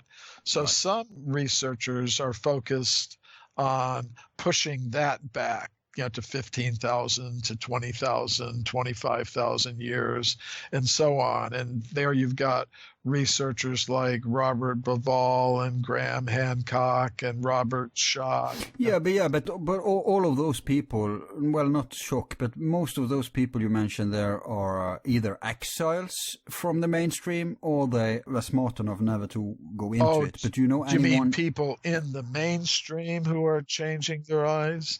Yeah, who's trapped in the system. I think that is very difficult for them to do. I mean, I get letters from students in archaeology quite regularly who, have become interested in my work. Like one example was I got a letter from an archaeology student who told me, I was on a dig with my professor, and I just happened to mention to him that maybe humans have been around for longer than we now think possible. And the professor said, I have a book you should read. And the professor gave the student his personal copy of Forbidden Archeology. I didn't see that one coming. So sometimes what happens in a situation like this is ideas circulate underground. Exactly. Even among people who are part of, the establishment. They keep it. So this professor, somehow or other, he'd gotten the book, he'd read it, he kept it. And when a student just said something that kind of indicated it, he showed the student the book. Right. Smart guy. So I think, it's one reason I don't think I would, if I were part of the mainstream system, if I were depending for my salary, on some mainstream scientific or educational institution, I wouldn't be able to do what I do. No. So I think it's a little, I think there are people within those disciplines who are pushing things as far as they can, but I don't think they could come out with ideas of the kind that I'm expressing and survive in that environment. No, but we see from the list of correspondence you've had with people in the field, I just mentioned a few, but there's over 60 people here. Many of them are doctors. So not having read this, how many of these were positive and how many of these were negative? Well, there are a variety of people, in all different fields. So it's hard to put a number on it. But what I wanted to do by presenting all of this, this correspondence, the reviews, my replies to the reviews, was to give people some sense of the diversity of opinions that are actually out there, and show that it is possible. It is possible to make some actual waves in the world of science, even if you're coming from some point of view that is really outside the mainstream. You can make some waves in the mainstream circles, and this is kind of some proof of it. Right. One thing is the childish gut reactions that you got, but did any of them engage you objectively, respectfully, seriously, with a focus on the data? And maybe they didn't agree with you even, but try to engage in a rational, fact-based conversation about these things? Sometimes, but sometimes it's also mixed with the other attitude, Right. But in my correspondence with some of the scientists who reviewed the book, Forbidden Archeology, in scientific journals, we do get into discussion of the evidence. And sometimes in the reviews, they try to engage a little bit with the evidence, but I've tried to show them what mistakes they've made in evaluating the evidence that's been presented. But to get into the details of that, we'd have to go through, the correspondence. Yeah, sure. But it's heartening to know that, it's not just condemnation and that, some of them try to meet you in the field. Well, that's what it's all about, right? It's not about persons or beliefs. It's supposed to be about the data. Absolutely. And we like it when we see that there's even skeptics who can do that, because where are we going if everybody just takes an emotional, biased standpoint and then roar about their opinions instead of looking at the facts? That's very pessimistic development. Well, yeah. So it's good. There's hope if young people grow up being more open to this, if there's people in the field who secretly entertain this notion, and some even dare discuss it. And sometimes they hear me speaking about these things at their scientific conferences, and they don't have to accept my proposals to speak at these conferences of archaeologists, but they do. And sometimes they even publish them in their professional literature. And I'm often invited to speak at universities. So there are scientists who are willing to listen to new ideas. I could give you one example of a scientist who I think I was able to influence in some way, and that was Dr. David Deming, who was a geologist at the University of Oklahoma in Norman. He once invited me to speak about my book, Forbidden Archeology, at the Geology School of the University of Oklahoma. And it's a very big school, very big and impressive school at that university. So my audience was about 100 graduate students of geology and geology professors. And, I spoke about forbidden archaeology, and I mentioned a case that had come to my attention from Oklahoma. There was a place called Frederick, Oklahoma, where a man named Holloman, Mr. Holloman, had a quarry. And in the 1920s, some excavations were conducted there, and they found stone spearheads and arrowheads in some very ancient layers of rock, millions of years old. And the discoveries at the time in the 1920s attracted some interest among scientists. They were very controversial and were rejected by the mainstream. So Dr. Deming became interested in that case, and he began researching it, and he accepts the extreme antiquity of the human artifacts that were found there. They're at least 2 million years old, which is really extraordinary because mainstream science thinks that humans capable of making projectile points like spearheads are less than 200,000 years old anywhere in the world, what to speak of being present in North America. So I think that may be a case of what you were talking about, a scientist in the mainstream who became a kind of forbidden archaeology researcher. Yeah, that's great.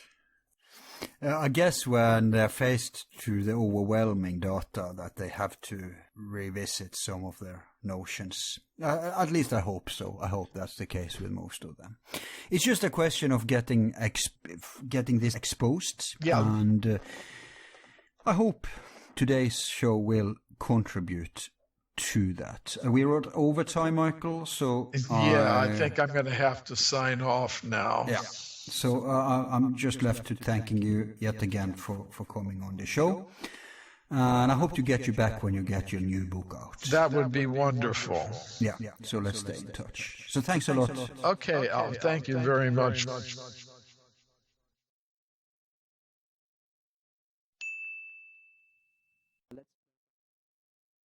That's it for today. Thanks again to Dr. Cremo for sharing with us his perspective and experience. A quick nag, and I'm going to quote you some wonderful lines of Wallace. Remember to subscribe, very, very important if you want to support us. And even if you subscribe, make sure that you've clicked on the bell. They've introduced this bell thing, which is really what's regulating your possibility of seeing our updates. It's very important. Like so many others in the independent media, we are getting demonetized too, and even losing some exposure on several so-called controversial videos. I guess we can kind of measure the degree of truth exposition compared to how censored it is. But at any rate, click that bell and make sure it's marked for getting all updates. Otherwise, if you have not activated that bell, even though you may be a subscriber, you may not get updates from us. And some even experience that they are unsubscribed. So check that you're subscribed, check that you clicked for the bell, and check also that you subscribe to our Shorts channel. You'll find the link in the landing page in the main index page of our YouTube channel. And of course, share our shows with the world on all social media, on your website, whatever. You know the rap already, so that's the best way to counter the suppression. Now, if you're a first-time listener, by all means, I'll not implore you to subscribe, because if you like this episode, it may be a one-time phenomenon. But if you have listened to us 2 times or more, and you're not subscribed, what the deuce are you waiting for? You know you're going to come back anyway. Might as well be in the loop and support us at the same time. And best of all, it doesn't cost you a dime. Neither does watching the ads, mind you, though some of them can be boring. It pays for your listening pleasure. Now, I promised you Wallace, and that's what you're going to get. Brilliant guy, we're going to cover him later in other programs. He said, "Our mastery over the forces of nature has led to a rapid growth of population and a vast accumulation of wealth. But these have brought with them such an amount of poverty and crime, and have fostered the growth of so much sordid feeling and so many fierce passions, that it may well be questioned whether the mental and moral status of our population has not on the average been lowered, and whether the evil has not overbalanced the good. It is indisputably the mediocre, if not the low, both as regards morality and intelligence, who succeed in life and multiply the fastest. But naturalists are now beginning to look beyond this and to see that there must be some other additional principle regulating the infinitely varied forms of animal life. To expect the world to receive a new truth, or even an old truth, without challenging it, is to look for one of those miracles which do not occur. Modification of form is admitted to be a matter of time. To say that mind is a product of function or protoplasm or of its molecular changes is to use words to which we can attach no clear conception. There is, I conceive, no contradiction in believing that mind is at once the cause of matter and of the development of individualized human minds through the agency of matter. On the spiritual theory, man consists essentially of a spiritual nature or mind, intimately associated with a spiritual body or soul, both of which are developed in and by means of a material organism. The foregoing considerations lead us to the very important conclusion that matter is essentially force, and nothing but force, that matter as popularly understood does not exist, and is in fact philosophically inconceivable. If this is not done, future ages will certainly look back upon us as a people so immersed in the pursuit of wealth as to be blind to higher considerations. Thus far, Alfred Russel Wallace. Thank you for supporting us all through 2017. In return, we will do our best to increase production for 2018. Meanwhile, I remain your sincere host, Al. Thanks to our patrons and our team of volunteers. Be seeing you.